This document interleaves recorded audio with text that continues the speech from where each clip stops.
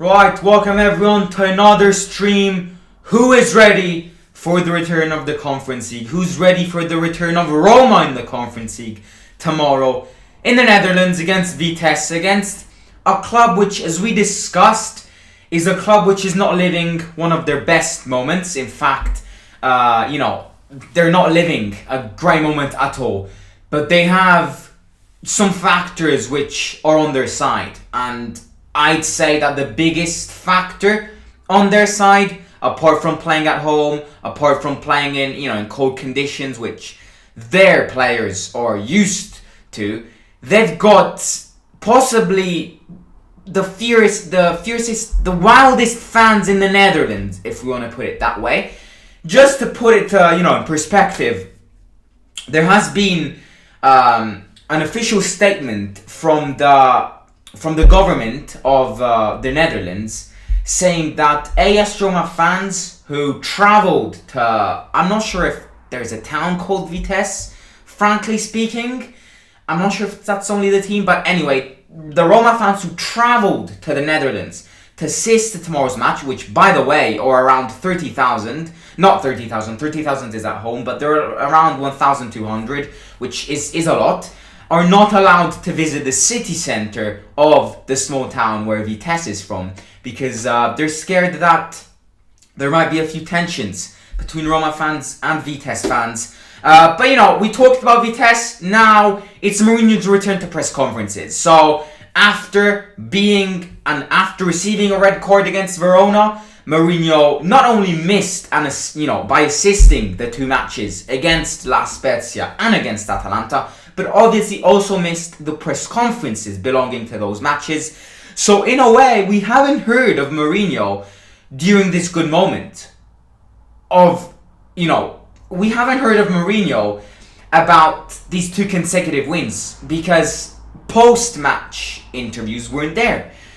So who knows? Who knows what's going on in Mourinho's mind? So if you're ready for the Conference League, smash the like button in this live stream and comment in the live chat.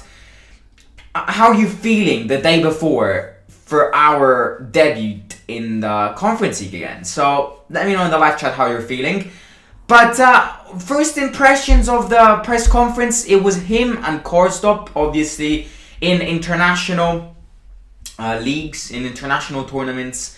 Both the manager and the chosen player get to assist the press conference, which is interesting. However, we're going to talk about what Mourinho said more than Korstop, which was the player who got chosen. I'll be honest with you, it was a very short press conference. Basically, Mourinho literally got asked 3 questions, and one of the 3 questions we're not even going to talk about today, because it's literally, how do you feel about the football from the Netherlands? And he just talked about, him being very close to Van Gaal and all that. So we're not going to focus on that because, but yeah, that's what he said. The other 2 questions are pretty entertaining. Impressions, as I was saying, we were expecting him to talk about this good moment. We were expecting him to give us a sort of, background information of how he was feeling after these 2 consecutive wins. He did none of that. He thought and spoke only for the upcoming match, which, I don't really care. But it does, for sure set a determination. It does just point his head towards this match and nothing else. The matches which we won are now away, and we need to focus on the upcoming matches. So, I do think that's good determination from the manager. The first question is an interesting question, which I wasn't aware of.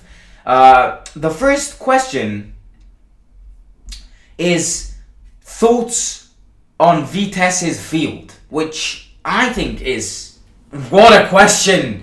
But he started by talking about how the group is very united now, and he can see more of a brotherhood being built, for the simple reason being that Spinazzola is the only player missing. And when it comes to the updates which I talked about yesterday, both Zalewski and Abraham are 100% back fit. They're both getting a call. They both trained with the team today and yesterday, so they're both ready for tomorrow's match. he said Spinazzola's the only one missing. That just puts to mind the players already know that. The players knew that since, July. Now that all the players are available, more communication, needs to be there. And that will result in in a bigger brotherhood being built when it comes to big players, academy players, staff, the manager. We all need to create a big bubble and just get through hard moments, get through good moments, win matches, lose matches altogether, which I think with the amount of injuries we had over the course of this season, it was very hard to do. So the first question was thoughts on Vitesse's field, which apparently is disastrous. This is what Mourinho said.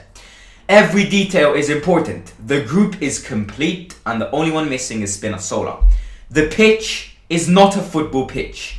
I have been coming here in the Netherlands for more than 20 years now, and the fields have always been beautiful. I don't understand how we will manage to play with a field like the one we're gonna play tomorrow. Now this just sets an alarm, because this is after this description, we expect it to be a fucking swimming pool or something.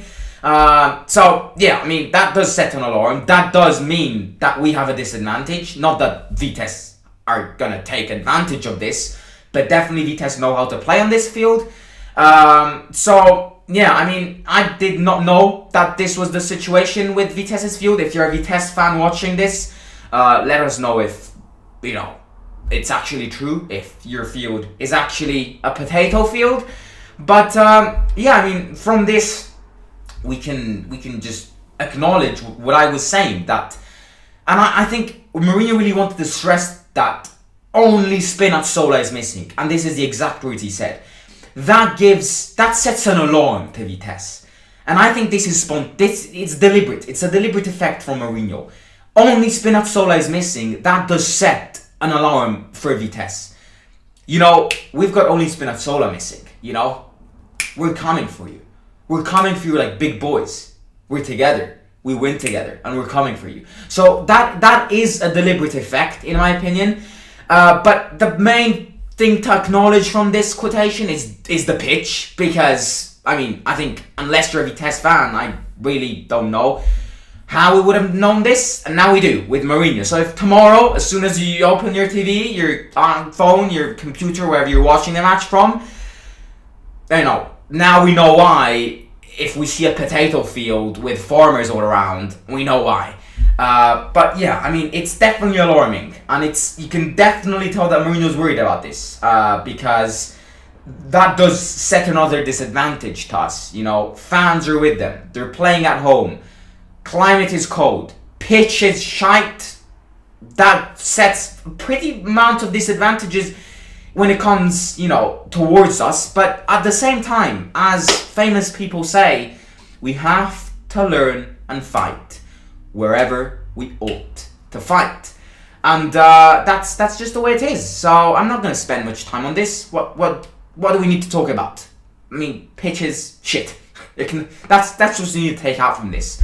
Right, the second question is way more interesting, because this is a question, I think journalists asked this question because they want to know they still want to know what the reaction from that Bodo-Glimt defeat is.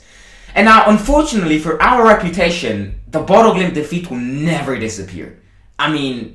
Trust me, in 20 years' time, you will see Lazio fans, Juventus fans, journalists even, going to the manager going, you lost 6-1 against Bodo-Glimt. That will forever now be implanted in our veins. We lost 6-1 against Bodo-Glimt, brutal defeat. It will be very hard to digest that, and it will be very hard to break that down. So just bear in mind that many people, if it's your friend who's mocking you because he hates Roma, to a journalist who does this as a profession, they will forever and ever and ever relate back to November, October, whatever it was, when we lost 6-1 to that's inevitable. And this question, in my opinion, is exactly what I'm saying. They want to know if this team is stupid enough to repeat the same mistakes as Bodo Glimt. And because guess what the question is? The question is, will there be a turnover tomorrow? Ha ha ha ha! Will there be a turnover tomorrow? And the answer Mourinho gave puts to mind that they learned from that match and that they will never ever ever be able to perform in such a way. I'm not saying, if you missed the stream from 2 days ago, I'm not saying it will never happen again. It will happen next year. We will have a brutal defeat next year. It's something which is just AS Roma, aka the team who gets battered at least once per season. That's just the way it is. Last season, we lost 6-2 against Manchester United. A few years back, we lost 7-1 against Bayern Munich. A few years back, we lost 7-1 against Bayern Munich again. It's just a few years ago we lost 6-1 to Manchester. That's just we are, even next year, 2 years time, 3 years time, we will see these defeats. They will be there. So what I think, I think it's important not to focus on these defeats too much, because I think it can destroy our momentum. And Mourinho said, I bet on those who work well, and now everyone is in good shape. Against Atalanta, it was one of the few games in which we made 5 substitutions.